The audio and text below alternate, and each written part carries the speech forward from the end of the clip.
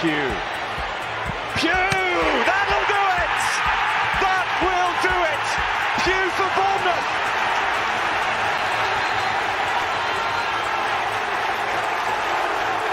The roof of the Gold Sands is raised! Everyone here knows what that could mean to this football. Good evening, hope you're doing well and welcome to the pre-match free-for-all ahead of tomorrow's trip to the MKM Stadium in Kingston-upon-Hull as Cherries look to continue their unbeaten league form in a match against the newly promoted Tigers, a team that started the season very positively, but they faded away recently. So, can Cherries take advantage of their wobbly form? I certainly hope so. Hello to everyone that's viewing tonight. And if you're in on chat, make sure you give us a hello. We would love to hear from you. And the players are just about to take off from Bournemouth Airport. I expect they're going to Humberside Airport. And they are going to be sleeping safely in Hull tonight and hopefully getting enough rest ahead of what will be a big match for us tomorrow, especially after that 6-0 capitulation in the Carabao Cup earlier in the week. It wasn't a great one, was it? No, it wasn't. There are reasons for it, of course, and we've talked about it in the show with Tom Jordan. If you haven't, make sure you take a look through our previous videos and check that one out because it was and wasn't pretty viewing. Now, of course, we've got history with Hull. Those of a certain vintage will probably remember us beating them in 1984 on their own turf. It should have been at Wembley, actually, but it was at Boothferry Park, and it was a renamed version of the EFL Trophy. So tomorrow, Associate Members Cup winners, you'll never sing that. A mug for anyone who gets that chant going. As always, though, it's the usual formula on this show. We've got Parker's presser, team news, the opposition view, away pubs, of course, the free-for-all as well, where you're welcome to take part by using the usual link. That's afcbpodcast.com/take part. Your predictions, of course, plus we also will be cherry-picking the starting 11 too. So it is a jam-packed show today. I think we should get into it.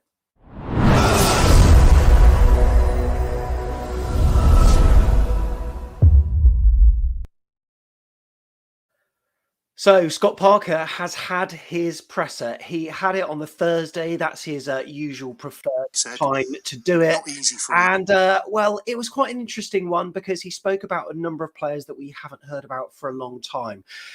Firstly, though, Gary Cahill, he said his availability is going to be a late call that he's going to make ahead of that. The former Chelsea and Crystal Palace man, he arrived at the Vitality Stadium last week, having previously been a free agent, of course, following his expiration of his contract at Selhurst Park. He has been training. He's getting more and more ready. He said, maybe. Gary's now had a week's training with us football-wise. While he's done work on his own, he's not played football for a long time, so we'll make that call nearer the time. Looks like he's slowly starting to get integrated, though. He revealed that Jack Stacey is progressing really well in his recovery from a quad injury. He said he's trained with us, so not quite ready yet, but at least he's on the grass and training. In terms of Adam Smith, he's missed the last 4 games in competition through illness and looks set to not be available tomorrow. And Junior Stanislas, who was forced off in that 2-2 draw with Blackpool, well, that's going to be a few weeks because he tweaked his hamstring.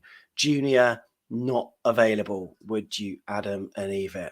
Of course, we've got Jeff Lerma back. That's a major plus for us. And it looks like he might actually get blooded, which is a real coup for us. In terms of Jeff, Scott Parker said exactly what I thought, really, in terms of how he was going to be on the training pitch. Watching Jeff from afar, as a player, he's an aggressive front foot dynamic midfielder, and there's nothing new to me in terms of what I've seen on the training field. He's someone that brings a lot of energy, a bubbly character, and I'm really looking forward to having him back with the team. Great stuff. So obviously, one of our major problems is up front, right? Dom Solanke didn't play at Carrow Road, and there was such a lack of a focal point. It was unbelievable, really. The fact that we didn't play with a striker was one of the things that frustrated a lot of people, including Willow, who usually sits on the fence, but there should be some competition for him coming in. Of course, we've got Morgan Rogers who can play in that role, but he doesn't usually. But in terms of how Solanke will react to that, he said, I wouldn't have thought it was bothering him at all, really. The competition, if anything, he would want that. Dom needs competition. We need the competition. And that's what Dom needs as well. And he's fine with that. So that's all good to see. Right. Welcome everyone that's watching. If you want to get involved tonight, you know the link to go to. If you don't, it's there at the top of the screen. afcbpodcast.com/take part, as I nearly choked to death. If you want to get involved, there is room right now. James Reed is going to be the first person who's going to come in very shortly. But if you'd like to get involved, I appreciate it's a bit of an earlier show, but it's an early start for most of us tomorrow. What is it? 6 a.m. for most of us. That's the time it leaves the Vitality. Who gets on from Weymouth, by the way? 4:15. Unbelievable. Just don't go to sleep. There's absolutely no point. That's the link, though, at the top of the screen. Right then, I think it's time to get some opposition view.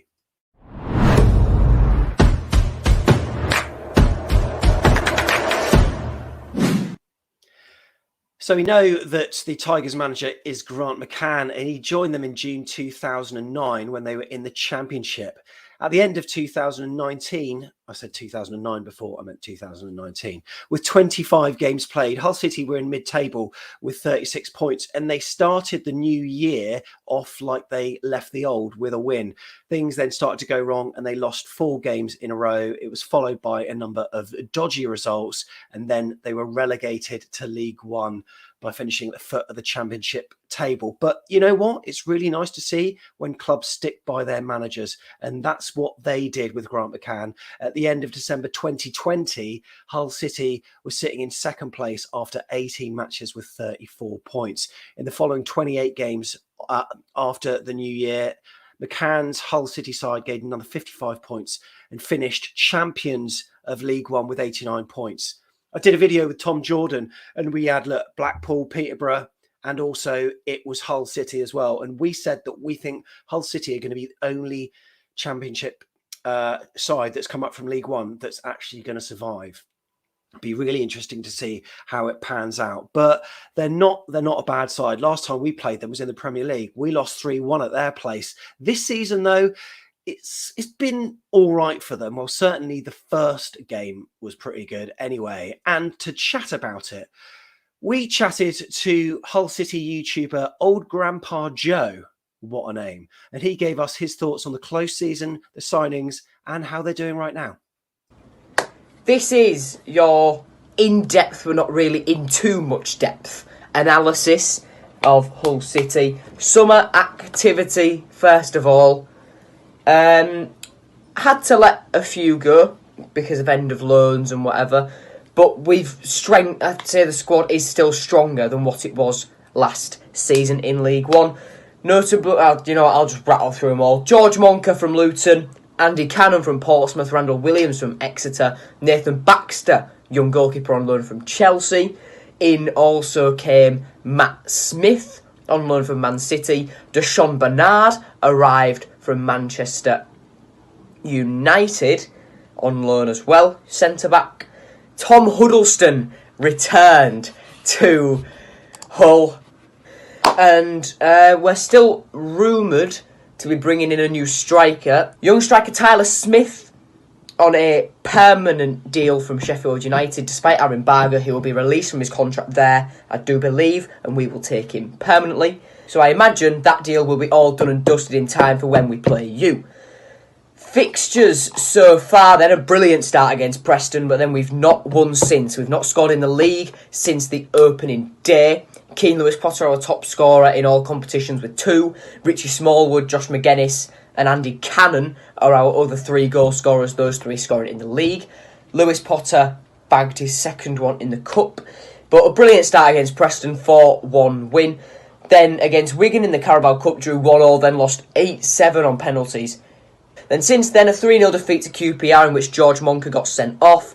Didn't deserve to lose 3-0, but we switched off defensively for all 3 of their goals. Then we played Derby at home again, lost 1-0, just didn't turn up that day. And then we played Fulham away at Craven Cottage, 2-0 defeat. But to be honest, if you offer me a 2-0 defeat heading into that game, I'd have taken it. And when you consider that we played really well as well in the opening 20 minutes and created chances, specific players played really well, I would have taken that absolutely. Finally then, our team news. George Monker is still suspended. This is the final game of his 3-game ban from his red card.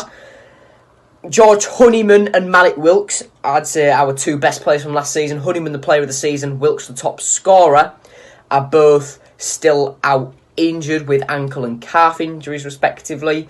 They should be back after the international break. It was George Honeyman's first day back on the grass today, he told me.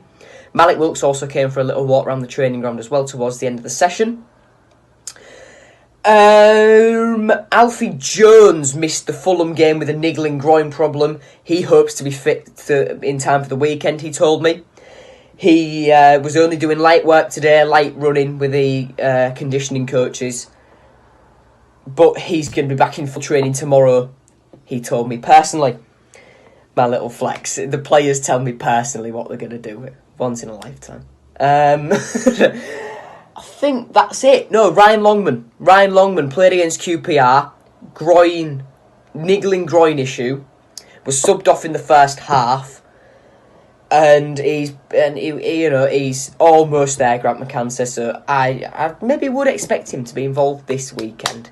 That is about it for Hull City. Thank you for having me on the channel. And up the Tigers.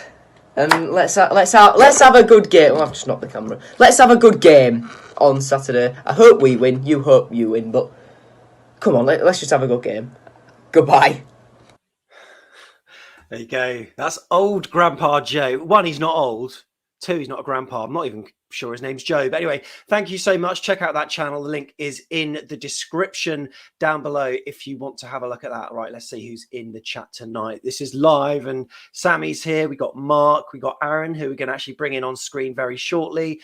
Liam Humby. Hello all. We got some regulars. Billing and Rogers. What a pair in the making. Yeah, absolutely. Evening all. Carl says evening as well. Simon K. Hello there. Sammy's gutted for Stanislas. Yeah, tell me about it. Absolutely. Harry Moggs putting a few comments in chat if you want to have a look at his comments about the board. Also, we've got John in as well saying hello. Samuel Beverley's here too. Leslie Fry. There's a load of you. And if you want to come in on screen, that's the link at the top of the screen. We've got space. And look, I promised I would bring in James Reed. So I think that's what I should do first and foremost. He's here with us. James, how are you, sir? There. You're doing good. And as is John Spark, who's here. Simon K, as I said. Will Partridge as well. Fat Richie, loving that there. And we've got a few others as well. Right then. How are you? Are you well, James? Yeah. Good. Are Bournemouth going to win tomorrow? Yeah. Excellent. All right, mate. Are you going to give me a score? Are you going to give me a score prediction for tomorrow? Please don't say 6-0. You got for 2-1 to Bournemouth. 2-1. He always puts it in chat. If you're a new subscriber or a new viewer, James here always puts his score predictions in chat. And he's gone for 2-1 to AFC Bournemouth. Yeah. Mate. And you've put AFCB, John. Hopefully we're going to get John in later on, mate. But I really appreciate you coming on, mate. Hopefully you'll be able to watch the highlights on AFCB TV. Really appreciate you taking part, buddy. Much appreciated. Up the Cherries. Oh, the Cherries. Love that guy. Right, we've got Aaron here. Aaron K, how are you? Yeah, very good. How you doing, Sam? Yeah, not too bad. I'm so sorry about what happened in the week and the fact that you had to see that, mate. Yeah, it wasn't pretty. But I was over it by the next day, kind of. You know, it's the game which wasn't the top of our priorities. I didn't have quite as big a drive back as some people all the way back to Bournemouth, but it was still, 2.5, 3 hours. And it took one of my sons. The other one was probably more sensible, decided not to come. But no, it is what it is. It's just at this stage, I was happy to go to games, but it was very disappointing. Yeah. Interesting. Okay. We got also podcast royalty, by the way, of Jeff Hayward here as well. Looking very smart and dapper there, Jeff. Thank you, Sam. Thank you. I like to dress up for these shows. You know what it's like. Well, it's Friday night. You do what you want, Mr. Hayward. How are you doing? Are you okay? Yeah, good. Thank you. How are you? You all right? Yeah, not too bad. Obviously, I spoke to Tom after the debacle in the week. when you saw that scoreline coming in? I mean, we were on our WhatsApp chat, weren't we? And we were sort of commentating our way through it. Tom was there, sending us all sorts of pictures. But what were your thoughts after that? Very deflated. Naturally, it had been so promising with playing the kids up until that point, and I think we got found out. I think it was a combination of things, actually. There is no real point to that competition for us. We're not going to win it. It's a midweek fixture that nobody wants. It was a long midweek fixture nobody wanted. What was the point of it? And I think the players probably felt that too. Made some stupid mistakes, I grant you, but playing away from home in that game, it reminded me of how Milton Keynes played against us when we beat them 5-0 at our place. Exactly the same sort of fixture, but in reverse, really. And you've probably seen the highlights, Aaron. I mean, well, obviously you were there, but then you watched the highlights and I don't know whether you were in more disbelief after seeing some of the mistakes that we made or not, because, I mean, they looked horrendous. Yeah, it was just basic. I mean, I was actually standing next to Tom and and Dan Duron as well. And we were just kind of head and hands. It was painful all around. I mean, when the team was announced, I was quite happily surprised that it was a relatively strongish team. I think apart from Camp and Taylor, most of them I'd say were in around the first team squad or could easily step in. But yeah, it was just disjointed from the start. And as you mentioned in your opening, there was no striker, no focal point. We were kind of crying out for Sadie to come on. I mean, not that Sadie's clearly the Messiah or anything like that, but he's a striker at least. But it's interesting. It's been alluded to in the press that I wonder whether that was deliberate from Scott Parker to emphasise the point that we need another striker desperately, and that if Sadie's not ready, then without Dom we're in big trouble. So that might be some way of thinking about it, because I can't think of any other reason why no striker was played. Go on, Jeff. Every cloud has a silver lining. Haven't Norwich got Liverpool in the next round? Exactly. I mean, as you say, it's a competition we couldn't give two hoots about, really. As you say, we're not going to win it. So it gave some people some minutes, but it looks like it did more damage. But there were 8 changes. It's going to be a different team, different mentality tomorrow. And as I said, I moved on far quicker than I would have done if it was a league game. And what? Harry makes a good point in the chat about a professional attitude. Well, use it to your advantage, Scott Parker. Let's see a professional attitude tomorrow, because you've got an opportunity to really give the players a massive kick up the backside. If there was any complacency about our start to the season, it's gone out the window. So use that to your advantage, motivate that team and get them playing like they were playing in those first 3.5 games, sorry. Not 4. The thing that irked me the most, actually, was, I don't know if you saw the next day when Daniel Farker in his comments said it shows that if we were in still in the Championship, we'd romp the Championship again. I mean, we didn't have our first team out, so that just annoyed me. But other than that, couldn't care. No, that's good. Well, sometimes when you're at a ground and you need a voice to really get you going, there's one man who you really need. And that's this person here. Nonny's with us. Nonny, how you doing, buddy? You all right? Nonny? Yeah, not too bad. Getting better. That's good to see. And you've made it to a few home games this season already. What have you thought so far? I think I'm not really blaming Scott Parker about that bad game up at Norwich one. That Norwich game, one we just lost. Yes. I think it mostly did all that transfer was really, really silly what Neil Blake's doing. He could have brought in striker, defender, another striker in. Everybody's getting a bit angry when I had email from my other friend. Oh my goodness me! Well, you know what? It's quite interesting. We'll talk about the whole striker thing very shortly. But Nonny, it sounds like, I think you're with. I'm not sure who you're with today. If it's Paul, but I can hear some audio in the background. I don't know if the TV's on, but if he can mute that, hopefully we'll be able to hear you a little bit better. We can hear you, but just so we can hear you a little bit more. Yeah. Oh, go on. I got Kelly Loyal's shirt. Oh, nice. He Nice. did to me his first game he played against West Brom. Mate, that's absolutely superb. What are you going to do with it? Are you going to frame it? Are you going to wear it? What are you going to do? I'm going to keep it hanging up for a bit, and then maybe I'm going to put it on the pitches playing. Yeah. Oh, nice. Yeah.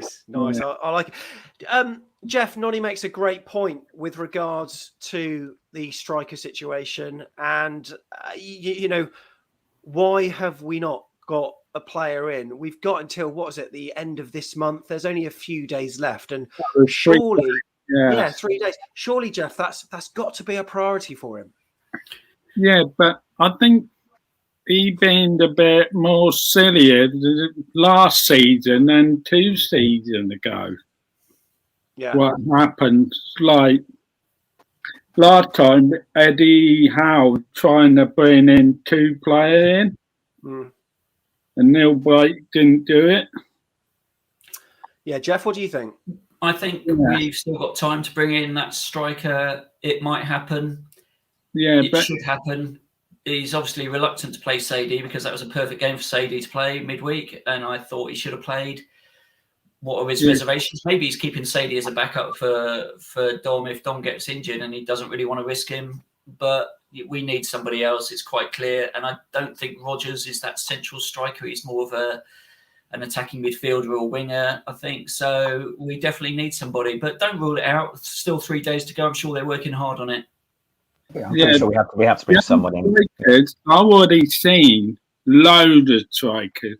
They did enough for us to come in Bournemouth. There's about a couple of them made a free transfer. And they look really good, but it's a lot of them. There's a couple of them you can buy it. It's like in the other one. Before, do you know one bit we could have got? Yeah. He went to Bradford for 5 million. And we already offered them about 10 million or 30 million pounds before we got. I don't understand what's going on there. No. But in terms of what you've seen on the pitch, though, Nonny, so far, I mean, you've been to a couple of games, have you? You've been to the first one against West Brom, also the last match against Blackpool. What have you thought of the way that we're playing at the moment? Because, in my opinion, that first 45 minutes against Blackpool, let's not talk about the second half, because that was awful. First half was brilliant, wasn't it? Yeah, in the first half, we were so brilliant. In the second half, we were really bad. Yeah. Where the clunky did, he didn't finish it off. Yeah, Solanke. He could have scored about another 2 more goals. If he'd scored that one when he was running through on goal, oh my God! I mean, the game would have been dead, and I think Blackpool's confidence would have been low, and then we'd have gone on to win 4-5-0. But it was the turning point in the game, and Blackpool came back into it. How do you think we're going to do against Hull, Nonny? I reckon if we played more like 90 minutes of the game, that'd be really good. Yeah. But I think Hull City, they got a lot of problem. They got a couple injury too.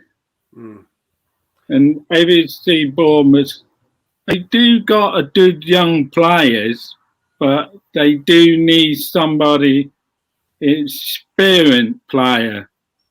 Yeah. In the squads. Not too many experience, but we need some like 3 experience and a couple of young ones, and get a good player in the squads. Yeah, well, maybe Gary Cahill can be that man, Nonny, that gives the experience, maybe. Yeah. One we already know we got that Bender came in. Yeah. Gary Cargill. He is an experienced Bender. Yeah.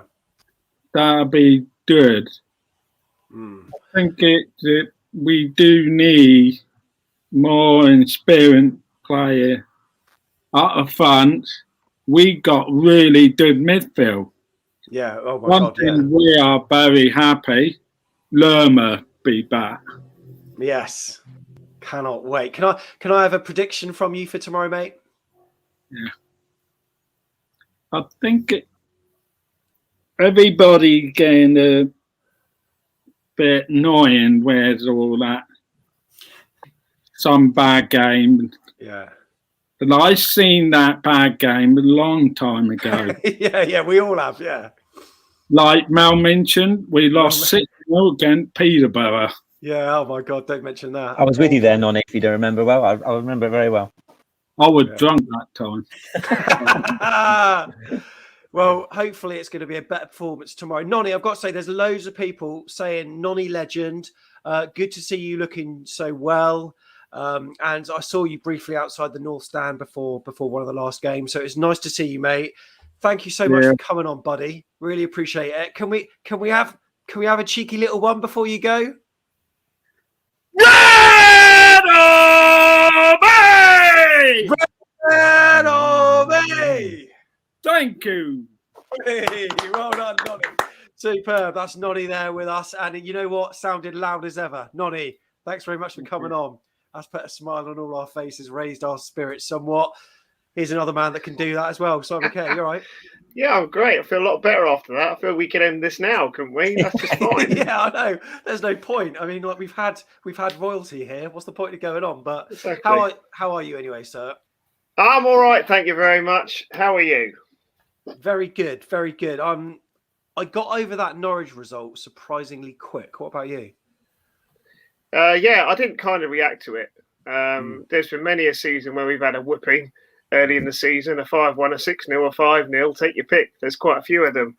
It is what it is. It was disappointing, but you've got to move on. You know, we're here to try and progress back to the Premier League if we can.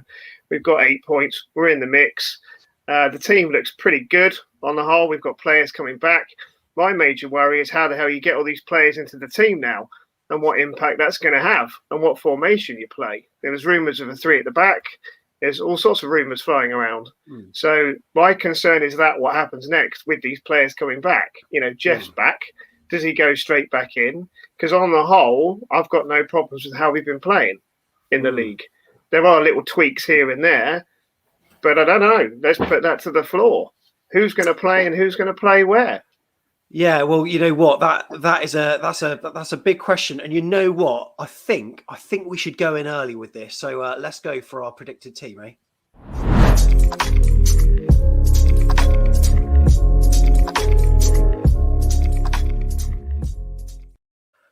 And look, we won't take long on this, just about 5 minutes or so, just to go through and see what we think.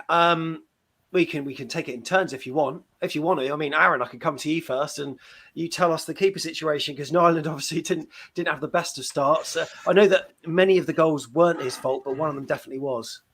Yeah, I think it was the fifth or the fourth. I've lost count by then. Was his fault. He directly passed out. Most of the goals, you're right, weren't his fault at all. My younger son got his shirt at the end of the game, so he's his hero now all of a sudden. So I've got that in the room upstairs. I think Travs will keep his place certainly for this game. I don't see any reason why he wouldn't. As I said, I don't think Nyland had a terrible game from that respect, but I don't think Travs has done anything wrong, particularly certainly in the last couple of games. Okay, brilliant. And Jeff, I know you got to shoot very soon. So what I'll do is allow you to pick a dead cert player. And I think that player is probably at the other end of the pitch, right? Yeah, Dom Solanke. That's what we'll do. Jeff, thanks very much for coming on, mate. I know you got to shoot. Enjoy your weekend and speak to you soon. We'll do. Looking forward to 3 points. Bring them back, Sam. Bring them back. I will do. I will do. Thanks very much. So, yeah, all right, Dom Solanke. And that's a player that we absolutely need because we really missed that focal point in the week. Right. Let's talk about the defensive situation as well. Simon, Aaron, it obviously depends on who's back and who's not, isn't it? Is that a question for me? I'll go with Aaron. He's ahead of me on the kind of looking down the list. So, Aaron, you go for this one. I was going to say I've got a feeling Jack Stacey's going to be able to be playing tomorrow. If I'm wrong, obviously, I imagine Mepham will stay at right back.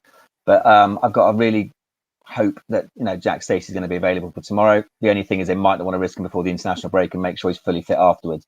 Assuming Jack Stacey does play, I've got a feeling that he's going to play Mepham and Kelly tomorrow. And that's not to say that Rossi has been deserves to be dropped necessarily. Having watched him obviously in the week and against Blackpool, obviously, he's been superb, Rossi, for me, unbelievable. But I think we will have to take a reality check somewhere along the line, and we can come to that with Kilkenny as well, that Rossi got the wrong side of his man for the Blackpool equaliser from the penalty spot. He gave away a goal against Norwich as well. I just think he'll go with that experience, assuming Stacey's fit, the Mepham and Kelly. I think Cahill's probably a bit too early for him. And from what I saw of Steve Cook in midweek, he's not ready for all sorts of reasons, in my opinion. So for me, I'd go with Mepham and Kelly. Okay, we'll bring in someone else as well that might have an inkling, or might be able to bring some stats to the party. John, how are you? I'm good, thank you. Nice to see you again, guys. Yeah, John. Yeah, and you're going to Hull tomorrow as well, aren't you? I am indeed. I'm going to be sat right next to Aaron, in fact. Not me. Not me. Not Aaron. You're the only one that's not going from our group. I know. I wish I was going. Thanks for rubbing it in. Yeah.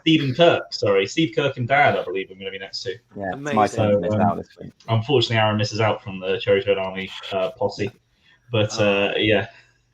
We've also got Robert from Latvia, audio only, who's with us. Robert, can you hear us okay? Yes, I can. Good man. How you doing? I'm doing good. How are you?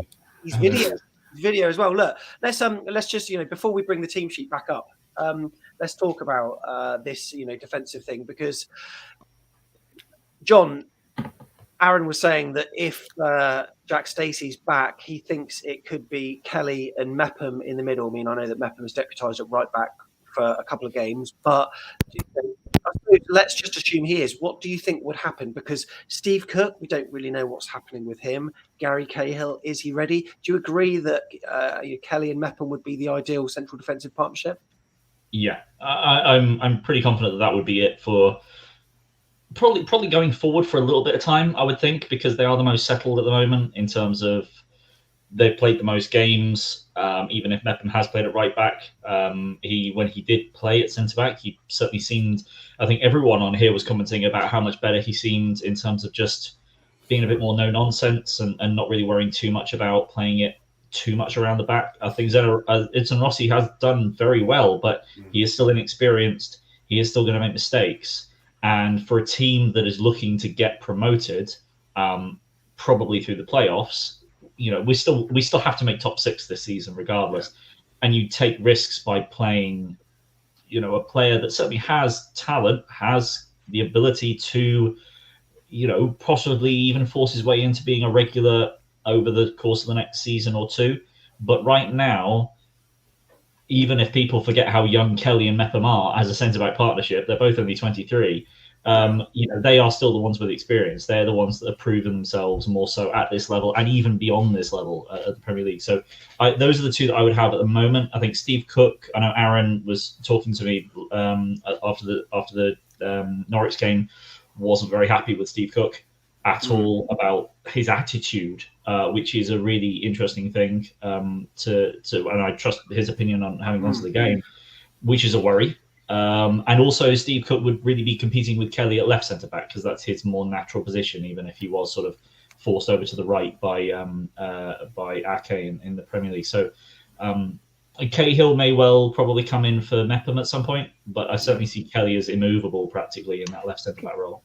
Can I just throw something else out there, actually? I don't know what you feel about this, because I think I was saying this to Tom the other day as well, that I wasn't particularly impressed with Leif Davis. It's early days, but for me, we'll come on to it, but I think Jay-Z should definitely keep his place tomorrow 100%. But I'm thinking going forward, if Cahill is going to be in their team, which I hoping he is as good as his experience and etc. is, and he's a left footer, I'm wondering if Kelly will find himself back at left back again, because if he's still the best left back we've got, then you can play Cahill and Mepham and Kelly at left back, because as good as Jay-Z's been, in the same vein as Rossi and Kilkenny, you might need to be taken just out a little bit. You can't expect to be consistent every single game and not make mistakes. So if everyone is fit, and I'm talking about fit and firing at the top of their game, then it could be Stacey, Smith, Mepham, Cahill, Kelly, potentially. It's just another option, that's all. Where's that Phil, Simon? There he is. There he is. We'll talk about Phil, no doubt. I'm so glad you got it there as a prop. You're so prepared. I love it. It hasn't moved for a while, to be fair. It just stays next to me. Aaron, did you get the same impression that Tom did, that his wave goodbye looked a little bit more permanent than temporary? Because I know that in his press conference, Scott Parker's alluded to the fact that it's not certain that all of our central defenders will stay. And I'm assuming he's meaning Steve Cook. And apparently it was quite a long goodbye that Steve Cook made. What were your thoughts at the end of the game? He was the first one to come over and give his shirt to a young kid next to us. And he kind of did his a couple of blowing kisses, etc. My first reaction wasn't that's his goodbye. I just thought he's kind of, he was just a bit miffed at his own performance and the result. But as John said, I just felt throughout his, look, he hasn't played since May, so it's like he was raw and he was out of match practice. So you've got to take that into account. But I just felt his body language wasn't right. For me, Rossi was the one screaming and shouting at everyone when we were 4 or 5-0 down, and Cook was just hands on hips and not really very vocal, which was surprising for me. Interesting. Okay, so we'll finish off the left side before we come to Robert and Simon to talk us through the midfield, because that one is so difficult with the players that we've got back. So, Aaron, John, are we going with on the left side? Would it be Jordan Zamora, or are we moving Kelly across now? What are we doing? No, I think for now, definitely Jordan Zamora. I mean, I think despite how worried I was, particularly against West Brom, about Zamora being our first choice our choice at left back, he's really improved over this season defensively as well, if nothing else. I mean, I think was it Blackpool, one particular crunching tackle that I was just so impressed with in the way that he was, being more aggressive. He's still going to get shoved off the ball a bit because he is smaller, but he's definitely improving. And I think if Kelly keeps growing into the leadership role and telling him where to be a lot more, then it will help him. But he's being allowed a more freer role when we had Mepham at right back and he comes in to make the back three. Zamora's got the freedom to push on and acting more like sort of, I don't know, the likes of Cancelo at City, who sort of comes inside a lot from left back into sort of midfield. Zamora was allowed to roam almost at times, and I really like the way that he was playing the game. It's going to be interesting now if we do go back to more of a solid back four with Stacey coming in. But I've been really pleased with Zamora so far this season.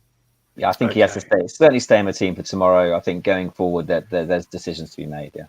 And I presume that if Stacey isn't fit, it would be a case of Mepham would be on the right and then Ibsen Rossi just replacing Mepham in the middle there, I presume. So if we look at the middle three, assuming that we'll stay in this formation, now this is where I'm having headaches already. And Robert, Latvia, Jefferson Lerma is a player that we have, always loved for his, tough tackling nature. I mean, Gavin Kilkenny's been great, but it would be great to have him back, wouldn't it?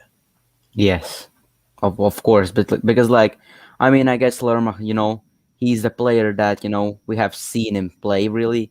Kilkenny, he's still young. He's actually really, really young. And for him to start playing every game now, I think it's a bit too much. You might say, Zamora, but look, he's playing a lot of games, but we don't really have choice. Well, we are not going to play, I don't know. We have, if Kelly gets injured, who's going to play a left-back role except of Zamora?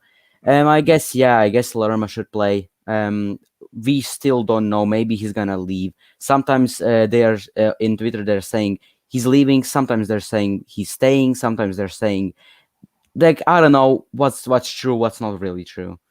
Agree. I mean, it seems to be the done thing that players are just not played if they are going to go, because obviously they don't want to kind of risk being injured. So whether he's included tomorrow will be really interesting. And then the excuse that they give afterwards, like he was ill or whatever. I mean, Yeah. Sometimes I just don't know. Why don't they just come out and tell the truth? I don't quite know. But, Simon Kilkenny, he's had a really good start for us, and we got Ben Pearson who can fit in that role. Is it a case that we'll play two of those types of players and have the double pivot, or will we just have the one? I don't know. Well, I think the harder decisions are further down the line. I think Aaron touched on it a moment ago. With all the options we'll have, I think this game tomorrow is slightly easier. What I would do is based on the Blackpool game, forgetting Norwich, is I wouldn't change it. For me, it was game management at key points in the game where we failed against Blackpool. We could have done a lot better. So for me, I don't see any reason why Kilkenny has to be dropped based on his performances.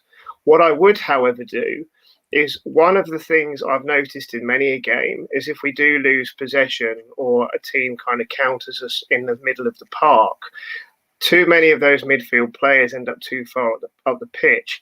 So I'd probably not play Marcondes and I'd put Lerma in one of those positions ahead of Kilkenny, because his discipline, his discipline to be able to fill in and drop back, his game intelligence and game management is so much better. No disrespect to Emmy or anybody there. This is a defensive midfield perspective.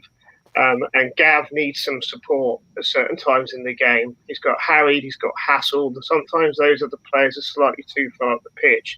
So I think I would play Lerma as one of those players ahead of Gavin.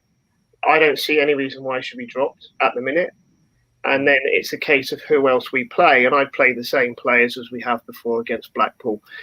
Game management was the reason we didn't win against Blackpool and taking our chances. So I'm not panicking. I think further down the line, there's a lot of curious potential structures in our team that we'll have to think about. Yeah, so Kilkenny is that player, then John, and then player 7 and player 8. So Lerma will be one of those, right? Yeah, Lerma would be player 8 and Billing would be player 7. This is the exact three that I would be going with as well. I completely agree with what Simon says. It really was game management, and the fact that Kilkenny was, and in fact, our team as a whole was put under more pressure. Blackpool stopped showing us so much respect in the second half, really put us under the cosh, and we couldn't get out properly. We couldn't maintain possession the way we did in the first half, and we were really struggling. And a player like Lerma, or if Pearson had come on earlier, but to support Kilkenny, not to replace Kilkenny, I really feel as though that would have made a huge difference. And in this formation, it's so easy for Lerma to just drop and for it to form a 4-2-3-1, turn it into a double pivot if we're under the cosh for a period. I think Lerma's flexible. I think he's, actually pretty good going forward, as he showed in the game against Coventry last season and in a few other moments as well. And I think his flexibility in being able to really push forward on a counter or come and support Kilkenny in the double pivot, I think that flexibility really helps the team. Brilliant. Okay, then, and Robert, I'll let you finish off with our two wide players, player 9 and player 10. I mean, I think that's probably quite obvious, but over to you. I'm actually gonna go for player 10. I have to go for Brooks. Yeah, isn't it fair? Because he's a player. He's a player in our team that is. I don't want to say he's the best, but I want to say he's the best. Like, he has to go there. There's if there's gonna be people that are gonna say no, it's only Hull. But look at Blackpool, and we only drew against them. So I don't know. I think number 10 has to be Brooks. Number 9, I think it might be Jaden Entry. Jaden Entry. Yeah, he's fast. He wants to play. I like when I watch him play. I just love his reactions and how he plays, and he wants to fight for the badge. He doesn't want to play oh yeah, let me just go back home, let me just sleep, let's just play a little bit of football. He wants to fight for the badge, and I love that, and I respect that, because I don't want to see players just don't doing anything. I want to see players fighting for the badge. Yeah, I think that's fair enough, and that's a decent side. I'd certainly be happy with that, and it's nice to then slowly start getting these first teamers back in. I think it's right that we don't put them all back in at once. However, maybe Stacey might not be fit enough, in which case, as I say, Ibsen, Rossi, and then Meppa, we'll see. Robert, thanks very much for coming on, mate. Really appreciate it. How the Cherries? Up the cherries. And look, we need to get your predictions in now. So pop your predictions in the chat, and we will chat to these gentlemen shortly, and we will find out what they're going to go for too.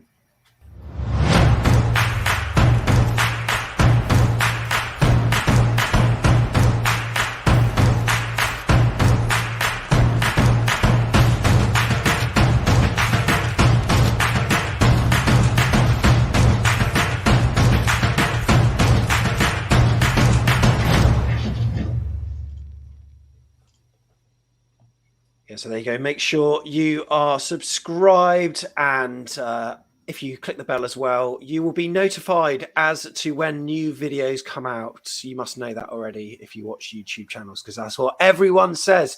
If you're going tomorrow, there are a few pubs that you might want to go to where a lot of Cherries fans will be. There's the stadium on the right, and you can see New Walton Club there is highlighted. That is one of the away day pubs. And in fact, down this whole stretch here, there's also a place at the bottom called the Boot Room, or the Boot Club. I think it's the Boot Room or something. That's another one there, and there's one halfway down as well, the Brickmakers Arms or something. I can't quite remember, but a lot of Cherries fans are going to go to the New Walton Club, but also Hull Stadium, actually very close to the town centre.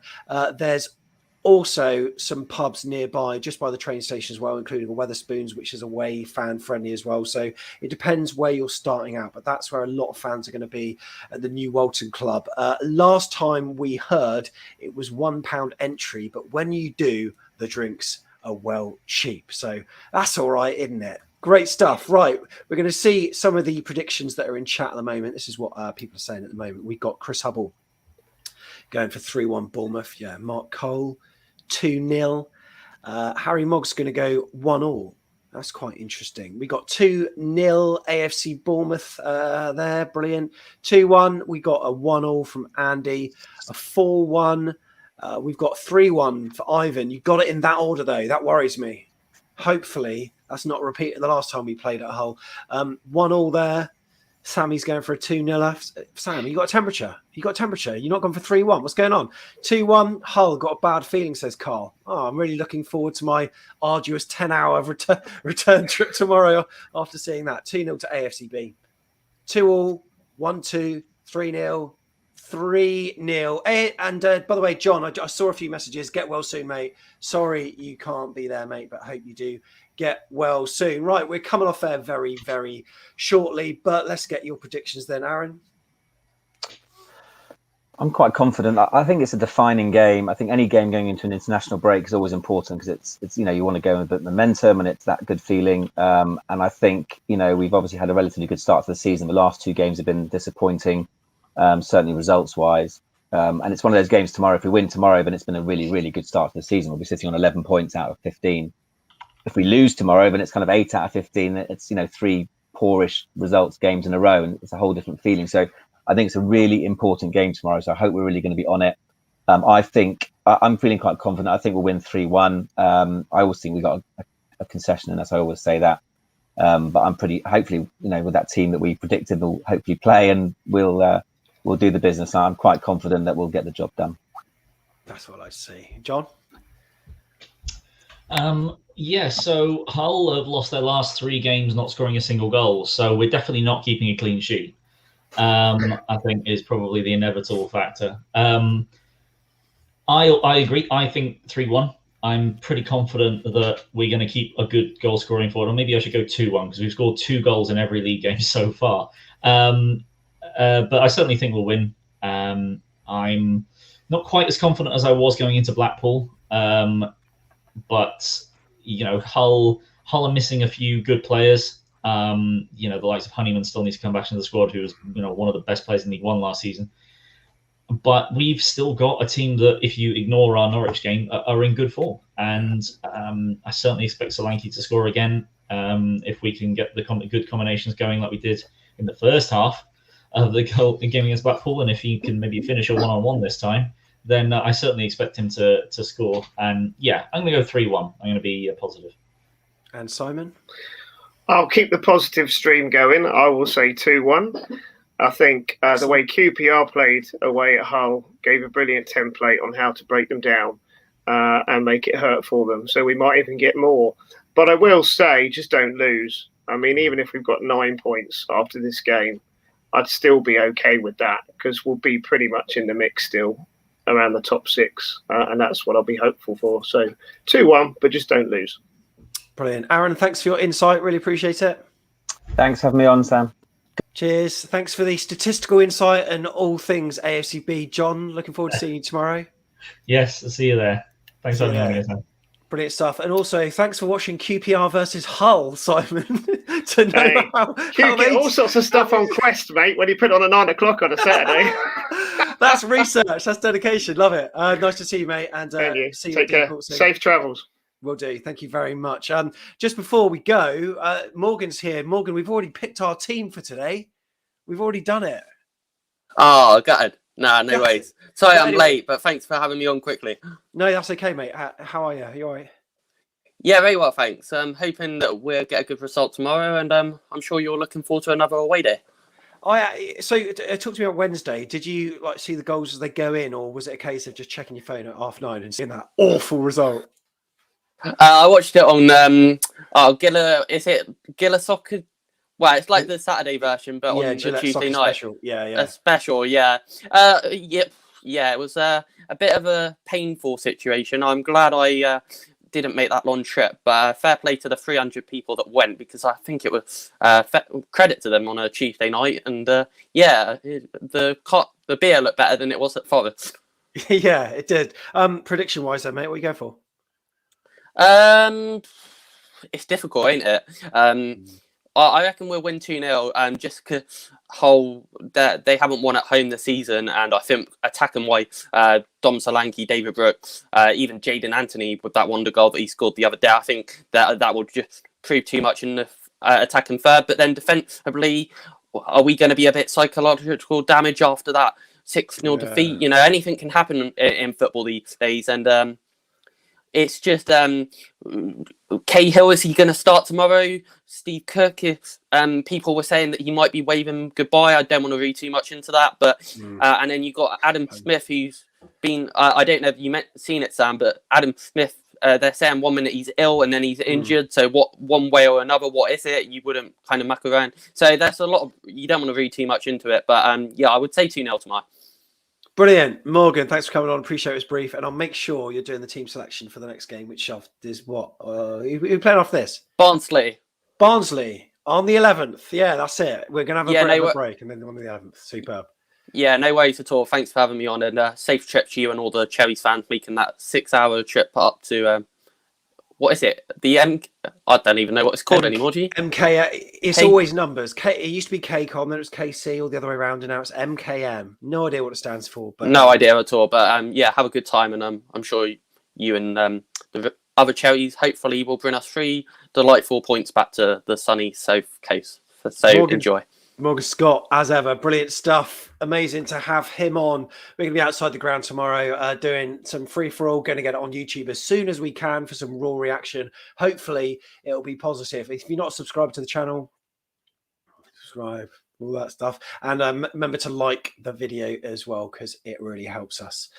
There's going to be a second look, of course, on the Sunday that we'll go and dissect the match. Of course, we'll have a match day vlog. We'll also have our away day review show, see where Hull compares to Birmingham and Nottingham Forest. And then, as it's a bit of a free week, we've got our away day guide for fans, so Barnsley fans might want to see this, who are travelling to Dean Court. So a lot of EFL fans who want to know where to go, how to get there, what beer to drink and all that stuff. We've got a complete comprehensive guide that will show you all the details. So that's going to be released next week. Really appreciate your company tonight. Thank you so much for getting involved. Remember, if you can't be outside the stadium for a chat, you can do it via your phone. And that is by just holding it up landscape, recording a video, and then send it to us in the usual ways. Of course, thanks to everyone that's also supported the channel by buying one of these bad boys. Just to let you know, they are arriving in the next few days. As soon as they get here, me and Tom are going to go on a bit of a road trip for a day.